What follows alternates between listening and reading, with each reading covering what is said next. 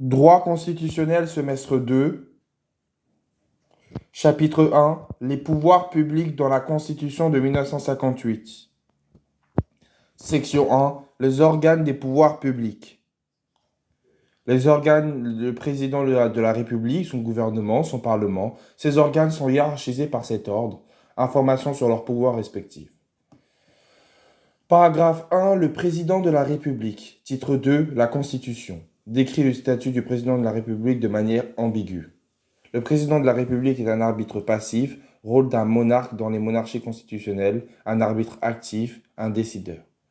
Le président de la République est un clé de voûte des institutions, expression largement employée par Michel Debré entre autres. Tradition du statut de président. Se construit sur un statut historique. Le statut du président de la République de la Ve République est calqué sur le statut des présidents de la Deuxième République. Eux-mêmes calqués sur les statuts de monarques constitutionnels, par exemple Louis-Philippe et Charles X.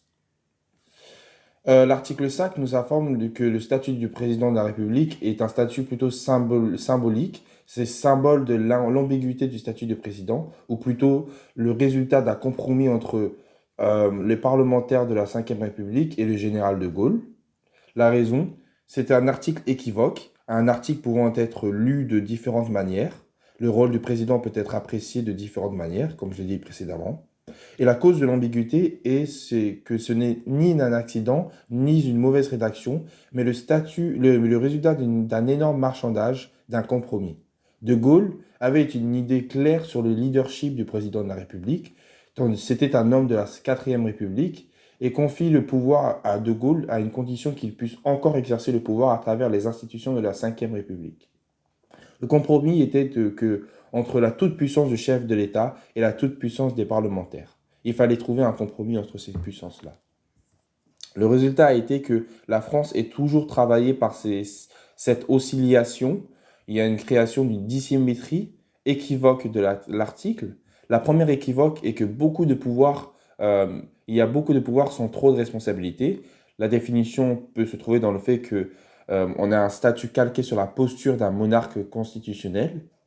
Cela crée un paradoxe. Paradoxe 1, le rôle du président de la République va plus loin. Il joue un rôle positif actif, il a les pouvoirs réels et en même temps, il est irresponsable devant les autres organes de l'État, ces organes qui ne peuvent mettre son statut en jeu. Par exemple, on peut citer le rapprochement avec le roi d'Angleterre, mais le roi d'Angleterre n'a aucun pouvoir réel. Le deuxième paradoxe réside dans le fait que le président de la République est l'élu de tous les Français depuis 1975 et il est donc au-dessus de tous les Français. Deuxième équivoque, les armes politiques. Le problème de la démocratie en France, qui doit décider en France? En 1958, le problème n'est pas réglé. Les députés, le chef de l'État, le président, un monarque. Une question récurrente depuis 1789 est encore sous la Ve République. La démocratie française a toujours vécu entre oscillation entre la toute-puissance d'un chef de l'État, par exemple le césarisme démocratique, les Napoléons et la Ve République à certains égards, et la toute-puissance des députés. 2. Entre la Troisième République et la Quatrième République, la France a entre 40 et 50 ans de retard sur les autres démocraties occidentales. Le problème, c'est qu'il y a une vision binaire de la France, soit omnipotente des députés ou chef de l'État. 3. Oscillation encore aujourd'hui. Hyperprésence à propos de Sarkozy, volonté d'une sixième république, volonté d'une omnipotence du Parlement. Définition. Prérogatif lui permettant d'intervenir dans la vie institutionnelle et de sanctionner les autres organes ou de s'imposer à eux. IDEE. Le Constituant a donné toutes les armes au président de la République, le pouvoir de dissolution de l'Assemblée nationale, article 12, le pouvoir de référendum, demander aux Français de faire la loi, article 11, les pleins pouvoirs en cas de crise majeure, article 16. Cela crée un paradoxe, les armes du Parlement ne l'atteignent pas. Le Parlement peut renverser le gouvernement, mais le président de la République n'est pas membre du gouvernement, donc non touché par le renversement. Par exemple, le renversement du gouvernement de Pompidou.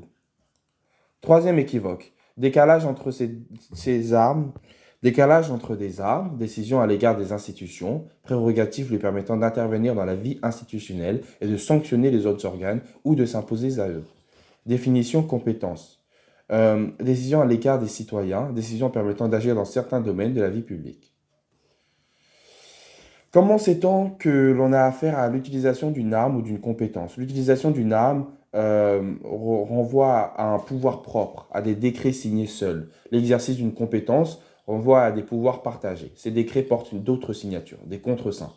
La signature du Premier ministre plus des ministres responsables, article 19.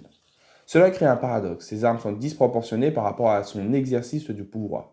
Les armes sont puissantes alors que les compétences sont en retrait, car le gouvernement, le Premier ministre, possède aussi des compétences. CF article 20 alinéa 1er. Le gouvernement détermine et conduit la politique de la nation.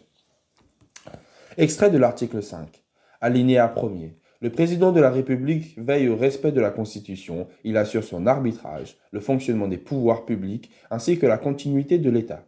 Alinéa 2. Il est garant de l'indépendance nationale, de l'intégrité du territoire et du respect de ses traités. 1. L'élection du président de la République. 1958. Le président de la République est élu d'un vaste collège électoral ressemblant au collège d'élus locaux chargé d'élire les sénateurs, auxquels s'ajoutaient les députés et les sénateurs eux-mêmes, 80 000 électeurs. Il y a eu une révision du 28 octobre 1962 où le président de la République est élu de tous les Français. Son élection a lieu d'un suffrage universel direct. A. Les conditions d'éligibilité. Définition d'éligibilité. Les conditions à réunir pour devenir président. Les conditions générales. Le candidat doit être lui-même un électeur national. Il doit avoir la nationalité française et il doit avoir 18 ans. Les autres conditions restrictives. Un président de la République est rééligible que pour un seul mandat, par la révision constitutionnelle de 2008. La 2. Loi organique du 18 juin 1976. Limitation du nombre de candidats, pour éviter les candidatures fantaisistes. Pour être candidat, il faut justifier de 500 parrainages d'élus, nationaux ou locaux, et les parrainages de 30 départements différents. Aujourd'hui, on appelle à d'autres restrictions, notamment concernant le nombre de candidats. La date d'élection, article 7. Entre 20 et 35 jours après expiration du mandat du précédent président. IDEE. Volonté de ne pas repousser trop loin dans le temps ces élections. Particularité, pendant l'interrègne entre les deux présidents, l'Assemblée ne peut ni renverser le gouvernement, ni renverser la Constitution. Pourquoi? Pour éviter que les parlements révisent l'élection au suffrage universel direct. B. Les conditions de l'élection. Les conditions. 1. Scrutin majoritaire à 2 tours. Article 7. Premier tour, si un candidat obtient la majorité absolue des suffrages exprimés au premier tour, il n'y a pas de second tour, car ne s'étant jamais vu. Ça ne s'est jamais vu, excusez-moi. Second tour, un tour sévère. Ne reste qu'en course que les deux candidats ayant obtenu le plus de voix. Les raisons de cette sévérité, la légitimité du président. Il faut éviter qu'un président soit élu avec une minorité de voix, ce qui fragiliserait son élection, son mandat et sa personne, car s'il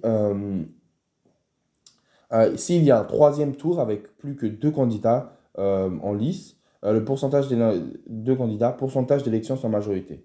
La peur d'un président communiste à l'époque. Aujourd'hui, la peur d'un président d'extrême droite. Face à un candidat communiste qui atteindrait le second tour, il fallait laisser un seul autre candidat, car cet autre candidat cumulait toutes les voix anticommunistes, permettant de battre le candidat communiste. 2. L'élection vaut pour 5 ans. Article 6. La loi constitutionnelle du 2 octobre 2000 s'étant appliquée pour la première fois à la réélection de Jacques Chirac en 2002, passage du septennat au quinquennat. Pourquoi un mandat de 7 ans avant? Raison historique. Durée valant sous la Troisième République car correspond à l'espérance de vie d'un président, évaluée à 7 ans, en 1875. Raison théorique. Durée non excessive pour un président passif, pour un gardien des institutions, mais durée très longue pour un président actif. Par exemple, François Mitterrand a été président pendant 14 ans alors qu'il avait un cancer. Raison politique. Éviter les cohabitations face à la dissymétrie entre le mandat présidentiel, 7 ans, et le mandat parlementaire, 5 ans. Problème. En cours de mandat, une majorité opposée au président pouvait arriver à l'Assemblée. Par exemple, avec Mitterrand en 1986, le chef de l'État devient le chef de l'opposition par la cohabitation. Solution, la cohabitation devient plus difficile à obtenir si les mandats sont alignés entre le président et les parlementaires. Explication, les Français n'allaient pas, après avoir élu il n'allait pas refuser au président de gouverner en désignant une majorité que la sienne, en désignant une majorité que la sienne, autre que la sienne à l'Assemblée. Compliqué cela. Critique. La cohabitation reste possible par un calcul hasardeux. Par exemple, si un président démissionne ou meurt, il y a une nouvelle élection du président sans élection législative. Et s'il y a une dissolution de l'Assemblée, il y a un risque de cohabitation et de dérèglement de ce calcul de corrélation des mandats. 2. Les mandats du président de la République. Définition difficile à donner car le président de la République peut doser les quantités de pouvoir employées. Le pouvoir du président dépend de chaque président et de l'interprétation qu'il donne des textes. Il y a des variantes entre deux présidents, de Gaulle et Macron par exemple, ou sous une même présidence. Illustration des périodes de cohabitation, Mitterrand entre 1981 et 1986, et le pouvoir du président, et 1986, rôle d'arbitre. Jacques Chirac, entre 1997 et 2002, dissout l'Assemblée nationale, puis situation de cohabitation pendant 5 ans. La Constitution peut faire l'objet de différentes explications différentes, pouvant toucher à l'inconstitutionnalité. Il y a un constat. Si le fondement textuel reste le même entre les deux républiques, ce n'est pas le cas pratique, ce qui différencie ces deux républiques. Théorie, les textes constitutionnels sont ressemblants sous les 3 dernières républiques. Pratique, différencie les républiques. Illustration numéro 1. En matière de compétences sur les affaires étrangères. 3e et 4e République, le président de la République laisse faire le président du Conseil, le Premier ministre et le ministre des Affaires étrangères. Ces membres du gouvernement étaient sous le contrôle des chambres parlementaires. Les chambres parlementaires étaient devenues maîtres des affaires étrangères. Sous la 5e République, avec De Gaulle, il y a une exclusion du Parlement et du gouvernement. Les discussions avec les chefs d'État étrangers étaient menées seuls, parfois sans Premier ministre et sans ministre des Affaires étrangères. Les affaires étrangères deviennent un domaine réservé au président de la République. Illustration numéro 2. En matière de présidence du Conseil des ministres, le président de la République réunit tous les mercredis un Conseil des ministres qui réunit son Premier ministre et ses ministres sous les constitutions de la 3e et de la 4e République. La présidence du Conseil des ministres par le président de la République est de forme... les décisions sont prises en fait par le gouvernement ou par le Premier ministre. Ce n'est pas le cas sous la 5e République où le président dirige effectivement le Conseil des ministres. Il y a des décisions, des échanges de points de vue, mais qui se terminent toujours par une décision du Conseil de l'État, PSDT, qui n'est peut-être pas celle qu'espéraient les ministres ou le Premier ministre. La gauche s'est indignée d'une telle pratique et a demandé un fonctionnement plus parlementaire que la 5e République. De Gaulle a répondu que ce n'était pas la peine de changer les institutions pour avoir un président qui inaugurait les chrysanthèmes. Je ne sais pas ce que ça veut dire. CF, le coup d'État permanent de François Mitterrand. Classification pour évoquer l'ensemble de ses pouvoirs. A. Le rôle cérémonial du président de la République. Le rôle cérémonial est un rôle classique pour un chef de l'État. Le président incarne l'État, donc il est à la tête des cérémonies nationales, à la tête de l'État, à l'incarnation de l'État. Mais pas seulement. Il accrédite tous les ambassadeurs, il reçoit des ambassadeurs étrangers. D'autres pouvoirs peuvent lui être associés à ce rôle cérémonial. Le pouvoir d'accorder une grâce à des individus condamnés. C'est en quelque sorte le droit qu'à lever une peine à une personne grâce individuelle ou à un ensemble de personnes grâce collective qui devient pour certaines d'entre elles coutumière.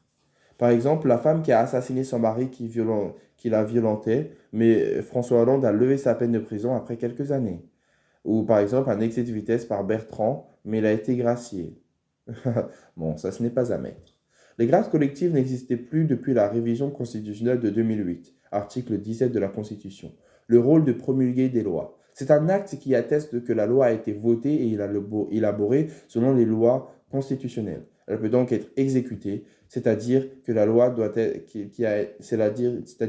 a été votée par les chambres parlementaires. Elle doit être parfaite pour recevoir la sanction du président, qui pourra ainsi accréditer le fait que cette loi a été votée sous des conditions constitutionnelles.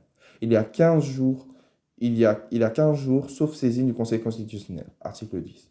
C'est un rôle cérémoniel car à cette occasion, le président n'a pas le droit de veto, il ne peut pas empêcher la loi de s'appliquer, il n'a qu'à constater la loi et son existence. Mais il peut cependant demander une deuxième lecture, même si le Parlement ne change pas le texte, il doit le promulguer.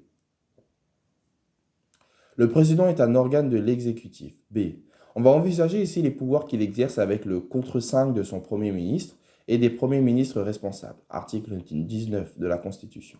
Plutôt les compétences.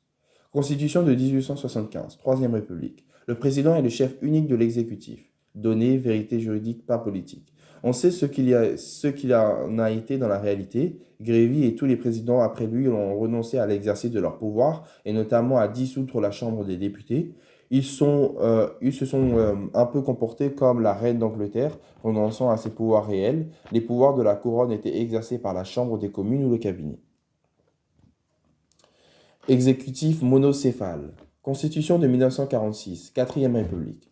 Le chef de l'État n'est plus un chef de l'exécutif. C'est le président du Conseil, équivalent du Premier ministre, qui devient le chef de l'exécutif. Le président sous la Quatrième République n'exerce un pouvoir que de manière exceptionnelle dans les affaires de l'État. Il décide de la nomination de certains hauts fonctionnaires, ce qui peut attacher à sa nomination un caractère plus solennel.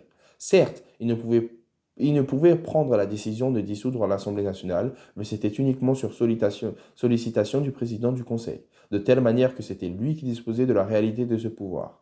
Pratique révélatrice de la quatrième, il existait sous la quatrième, à côté du Conseil des ministres, un conseil de cabinet. Conseil de cabinet, c'est une apparition coutumière sous la quatrième. Ce conseil permettait la réunion de tous les ministres autour du président de la République. Le président de la République n'y participait pas, c'était un signe de l'effacement du président de la République. Ce conseil du cabinet avait d'ailleurs pris l'habitude de se réunir la veille du Conseil des ministres, d'évoquer les questions à l'ordre du jour du Conseil des ministres et de les trancher par anticipation.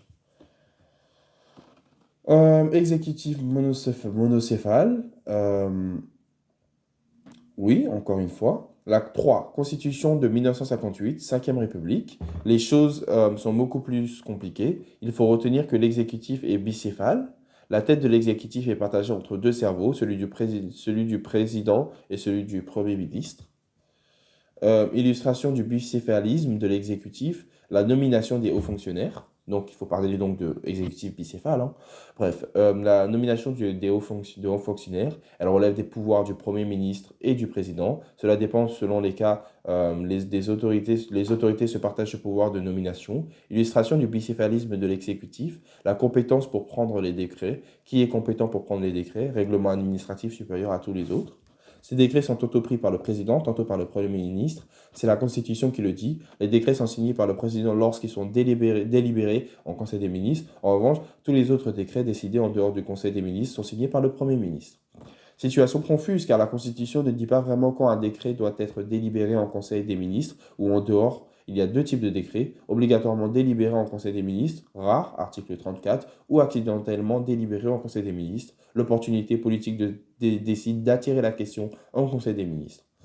On déduit donc que le président de la République n'est pas tout l'exécutif et est seulement un organe de la République, sous la cinquième.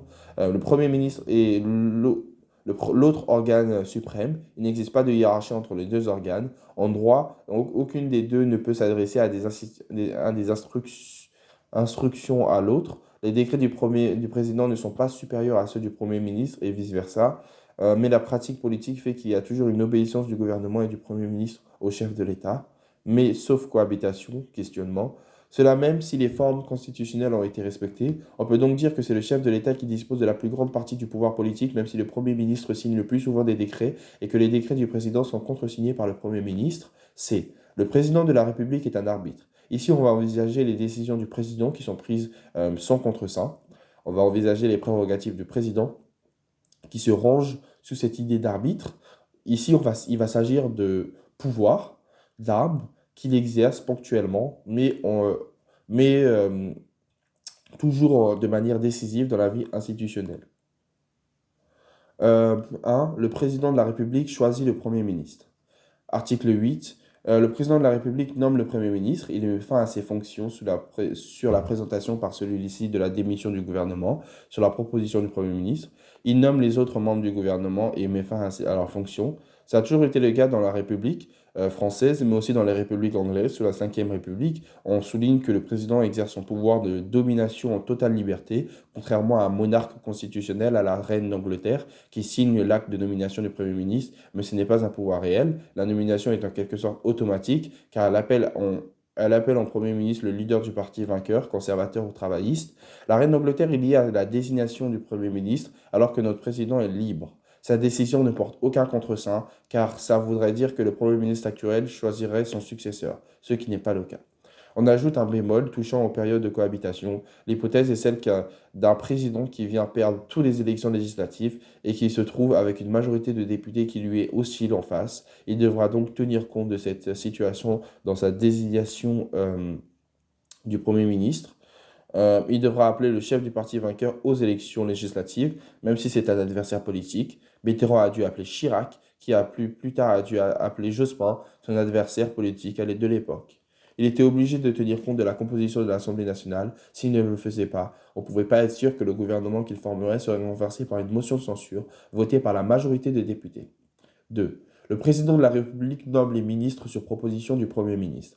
C'est une deuxième étape lors de la formation du gouvernement. C'est écrit dans la Constitution, mais cette phrase mérite une analyse de texte. Ce que l'on comprend, c'est que l'article 8 de la Constitution établit un dialogue entre le président de la République et le Premier ministre. Si on veut serrer les termes de cet article 8, on en déduit que le président n'a pas à choisir les ministres. Il a accepté ou refusé les propositions du Premier ministre. Pourtant, la réalité est différente. Il faut tenir compte du contexte juridique plus global. C'est là où la Constitution est ambiguë. Ce contexte, c'est que le Premier ministre a été choisi par le président. À partir de là, le Premier ministre est l'obligé du président, c'est-à-dire que le Premier ministre doit tout au président. Il ne va donc rien lui refuser. Donc le président de la République pourra l'imposer au Premier ministre les hommes de son choix, ce qui n'est pas une violation de la Constitution. L'article 8 est juste ambigu.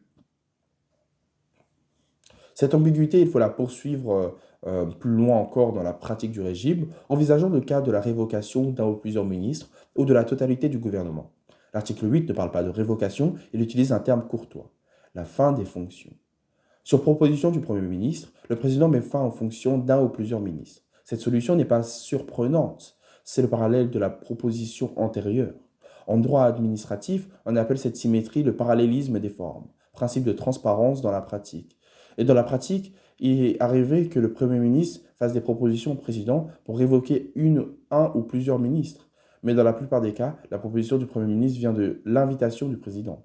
C'est sur la volonté du président que le Premier ministre fait cette proposition. Les départs sont décidés par le président et proposés pour la forme par le Premier ministre. Il faut même aller plus loin dans l'analyse du texte. Si le président de la République veut se défaire de son gouvernement et de son Premier ministre, aucun élément de la Constitution ne lui donne le pouvoir de révoquer le gouvernement. Il n'a pas le pouvoir d'exiger le départ du gouvernement. La seule chose que peut faire le président de la République, c'est d'accepter la démission du gouvernement et du Premier ministre. Si le président souhaite changer de gouvernement, il va demander au Premier ministre de présenter sa démission et celle de son gouvernement. Il n'aura plus qu'à l'accepter. Le Premier ministre répond à un ordre du président. Illustration. On l'a vu pour la première fois avec la démission du gouvernement de Michel Debré en 1962, la démission demandée par le président de Gaulle, puis multiples exemples par la suite. Il existe la théorie du Premier ministre fusible. En droit constitutionnel, c'est le Premier ministre qui doit faire passer des réformes au Parlement, réformes rarement agréables pour les citoyens qui les subissent. Ce faisant, le Premier ministre endosse l'impopularité de la politique, qui est en fait celle du chef de l'État. Le Premier ministre et son gouvernement deviennent ainsi impopulaires. Et pour que cette impopularité n'aille pas trop loin, le président trouve à changer son Premier ministre et son gouvernement. Le Premier ministre a donc fait fonction de fusible, il saute quand il y a une surtension. Le Premier ministre sera toujours prêt à céder au président pour différentes raisons. Ils sont du même parti politique, c'est donc la discipline partisane qui impose au Premier ministre de céder. Aussi et surtout, le président est un personnage démocratique car élu par les Français et pas le Premier ministre. Le président a une légitimité démocratique que n'a pas le Premier ministre. L'Assemblée nationale serait en droit de se plaindre de cette pratique du régime à en lire la Constitution. Seule l'Assemblée nationale peut renverser le gouvernement par une motion de censure des députés, mais elle n'a jamais protesté contre cette pratique, contre cette théorie du ministre fusible. On a vu en 1972 un président de la République, Georges Pompidou, se séparer d'un Premier ministre, Jacques Chaban-Delmas, car Pompidou avait embrassé par son Premier ministre, contraire à la théorie du ministre fusible, car son Premier ministre devenait populaire et rejetait les questions délicates à côté du président, ce qui finissait par embrasser le président. Jean Chaban-Delmas s'était investi comme l'auteur d'une nouvelle politique qu'il venait de faire adopter par un vote massif des députés en sa faveur. Le président n'en a pas tenu compte et a fait démissionner son Premier ministre quelques semaines après. Oui, on est ici à la limite du Conseil du constitutionnel et de l'anticonstitutionnel, quand même. La promulgation des lois et de la saisine constitutionnelle. La fonction arbitrale du président peut se retrouver dans son pouvoir de promulguer des lois, CF fonction cérémoniale, également dans son pouvoir de saisir le Conseil constitutionnel pour qu'il vérifie la constitutionnalité d'une loi, même si cela n'arrive pas que très rarement en pratique. Le pouvoir de dissolution de l'Assemblée nationale, c'est là où est concentré l'essentiel du pouvoir arbitral du président. Son pouvoir de dissolution de l'Assemblée nationale, article 12 de la Constitution. Si on regarde cet article 12, on y découvre des conditions de forme à respecter pour dissoudre l'Assemblée.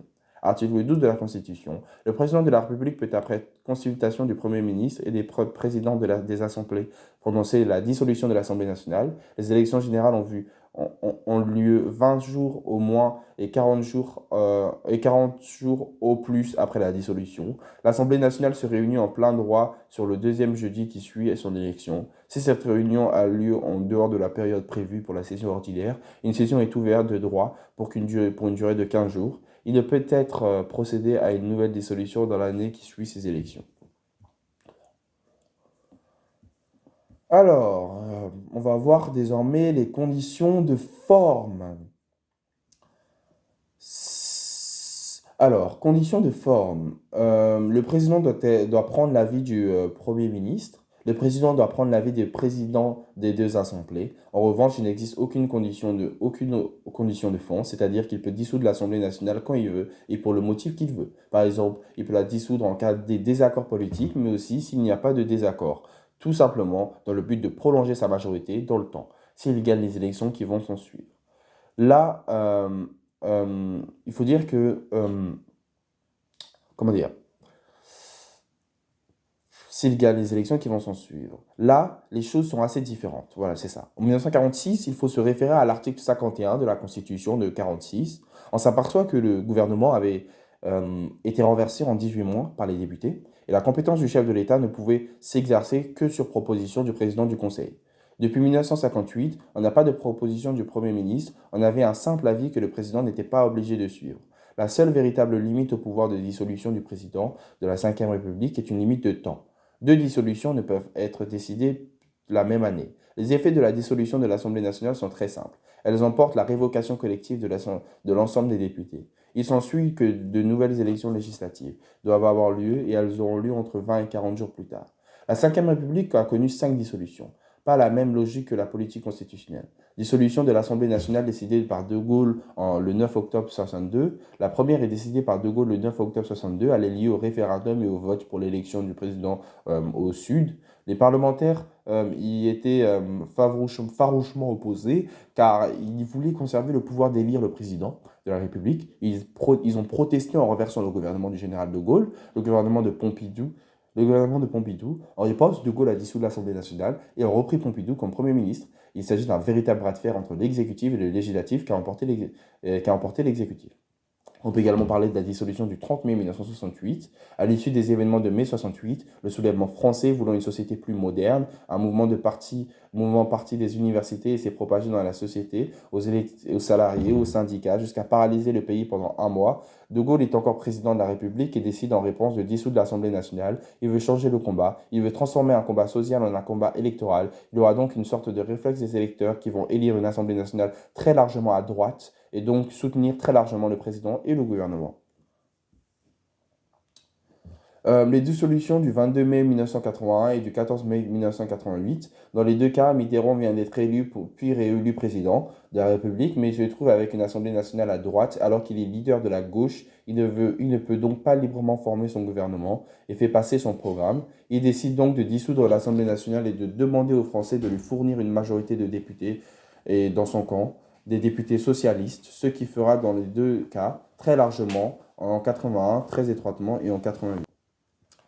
Dissolution du 21 avril 1997. C'est un cas particulier d'une dissolution à l'anglaise, c'est-à-dire qu'une dissolution tactique. Jacques Chirac est président, est élu 2 ans plus tôt, il doit encore présider pour 5 ans. Sa majorité est faible, il n'est pas sûr de pouvoir la reconduire aux prochaines élections législatives. Alors, où en étais-je? Sa majorité est faible, il n'est pas sûr de pouvoir la reconduire aux prochaines élections législatives, alors il décide d'anticiper les élections législatives en décidant la dissolution de l'Assemblée nationale et en se disant que les Français allaient lui donner une majorité, mais il a plutôt inquiété les Français qui ont décidé de voter pour une majorité de députés socialistes. Il n'a plus de majorité, il est obligé d'appeler Lionel Jospin adversaire. Échec de cette dissolution à l'anglaise.